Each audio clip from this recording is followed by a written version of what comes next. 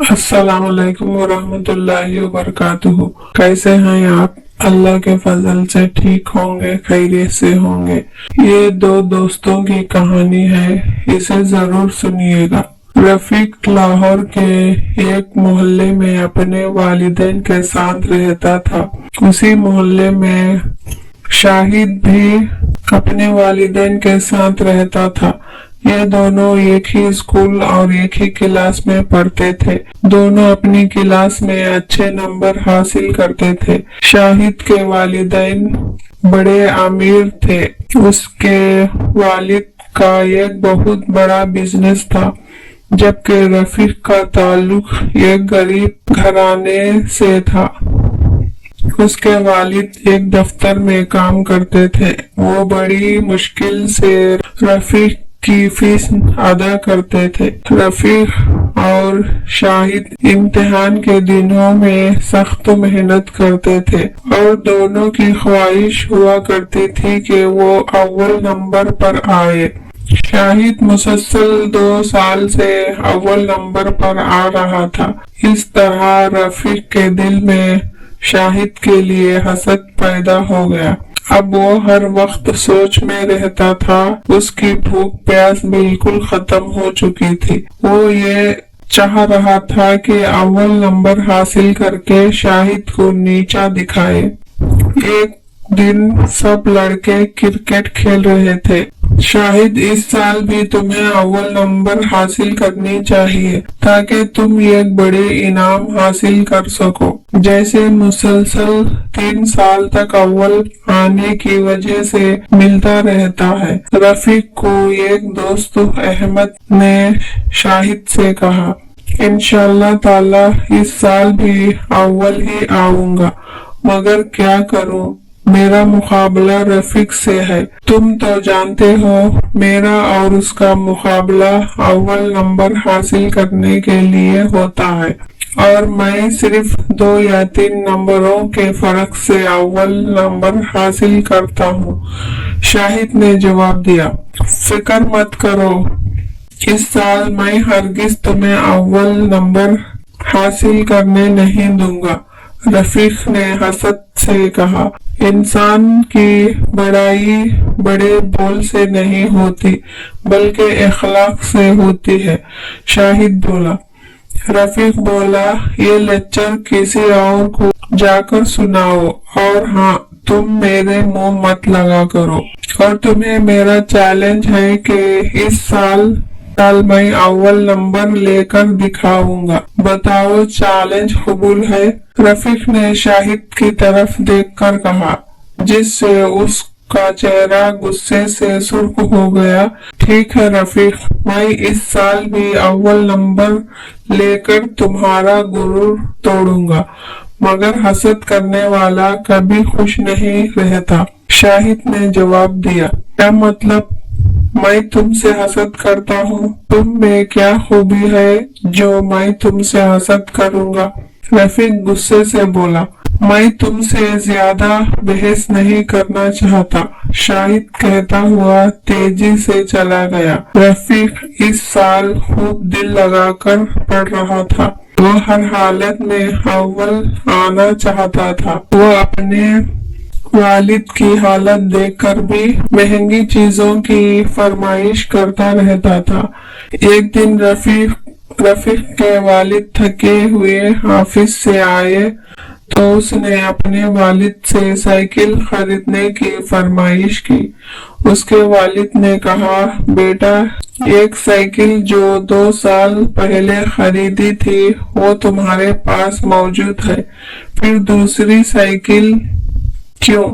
वो पुरानी साइकिल मुझे अच्छी नहीं लगती, जबकि मेरे दोस्तों के पास नई नई साइकिलें हैं। मुझे शर्म आती है। मुझे तो आप नई साइकिल लेकर दें। रफीक ने मुंह फुलाकर कहा। रफीक अपने वालिदैन की एकलौती औलाद थी, इसीलिए उसके वालिद उसे नाराज नहीं कर सकते थे।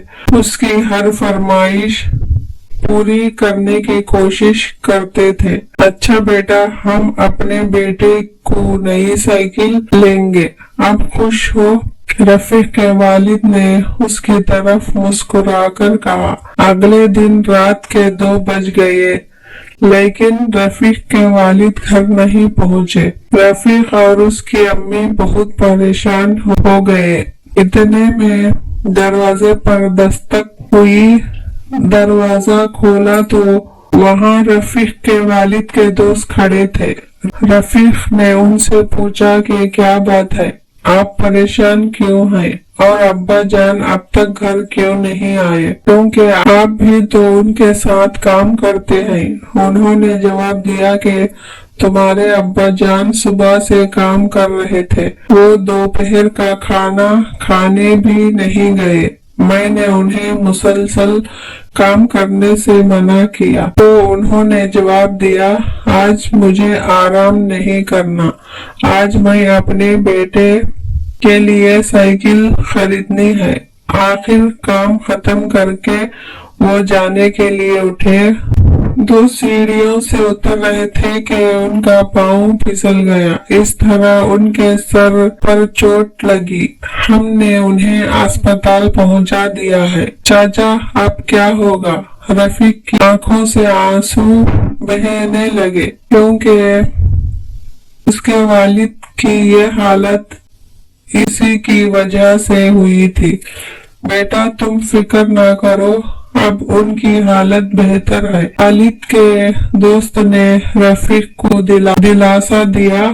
थोड़ी देर में रफीक और उसकी अम्मी वालिद के दोस्त के साथ अस्पताल पहुंच गए। रफीक के वालिद की हालत खतरे से बाहर थी, लेकिन वो परेशान था, क्योंकि उसे अपने वालिद की ज्यादा परेशानी नहीं थी, बल्कि उसने कल स्कूल की फीस जमा करानी थी और कल आखिरी तारीख थी। उसकी अम्मी ने स्कूल की फीस उसे दी थी, लेकिन वो वालिद के लिए दवाइयाँ लाने में खर्च हो गए। रफीक ने अपने वालिद के एक दोस्त से फीस के लिए रुपये उधार मांगे, लेकिन उन्होंने कहा, मैं तो खुद एक गरीब आदमी हूँ, रोजाना जितना कमाता हूँ वो घर में खर्च हो जाते हैं। अब रफीक को अपना कीमती साल बर्बाद होता नजर आया। स्कूल की फीस 300 रुपये थी और उसके 1 पैसा भी नहीं था। अगले दिन वो स्कूल नहीं गया, सारा दिन कमरे में बंद होता रहा। शाम को वो घर से बाहर निकला तो स्कूल के हेडमास्टर साहब से मुलाकात हो गई। रफीक ने उन्हें सलाम किया। उन्होंने सलाम का जवाब दिया और पूछा, रफीक, तुम्हारी तबीयत तो ठीक है, आज स्कूल नहीं आए? रफीक बोला, सर, मेरे पास स्कूल की फीस नहीं थी, इसी शर्मिंदगी में स्कूल नहीं आया। रफीक ने सर झुकाकर जवाब दिया, लेकिन तुम्हारी फीस तो किसी ने जमा करा दी है। क्या मतलब सर, किसी ने मेरी फीस जमा करा दी? रफीक ने हैरत से पूछा। जिसने फीस जमा कराई है उसने अपना नाम बताने से मना कर दिया है। ये कहकर हेडमास्टर साहब चले गए। इत्तेफाक से कुछ फासले पर शाहिद और अहमद आपस में बातें कर रहे थे। उन्होंने उसे नहीं देखा, लेकिन उनकी बातों की आवाज उसके कानों तक पहुंच रही थी।